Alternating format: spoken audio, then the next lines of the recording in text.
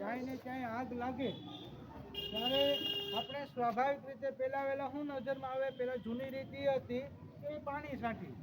પછી દિવસે દિવસે એવું આવ્યું કે ભાઈ એમાં પાણી એથી તો વધારે થાય અથવા તો રોકાય નહીં, તો આપણે શું કરીએ, એમાં ઘણી વખત રેતી અથવા ધૂળ નાખીએ. પણ એનાથી હવે અપડેટ થતું ગયું. આમાં એવું એક કેમિકલ હોય જેથી કરી અને આ આખું ફાયર સેફ્ટીનો એક બોટલ કહેવામાં આવે.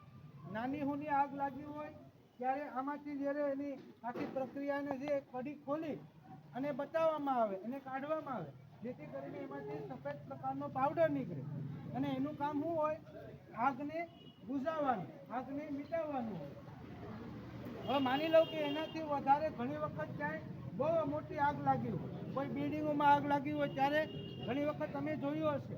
ફાયરની આખી ગાડીઓ લાવવી પડે, જેથી કરીને એમાંથી વધારે પડતું આવું કેમિકલ લિક્વિડ અને બીજા નંબરમાં કે પાણીનો પ્રવાહ નીકળે, જેથી કરીને આપણે આખા બિલ્ડિંગની આગ છે એને બુઝાવી શકીએ. તો આપણે આજે કઈ રીતે આગને બુઝાવવી એનું અહીંયા આપણે ડેમો કરી અને જોવાનું છે. આ તો નાની એવું છે, માની લો કે કોઈ આગ લાગી હોય તો કઈ રીતે એને ઓલવવાની, માની લો કે આમ કરી અને ફટ જેથી એને જ્યાં સુધી ઓલાઈ ન જાય ત્યાં સુધી ચાલુ રાખવાનું, જેથી કરીને આખે આખું છે એ કેવું થઈ જવું જોઈએ,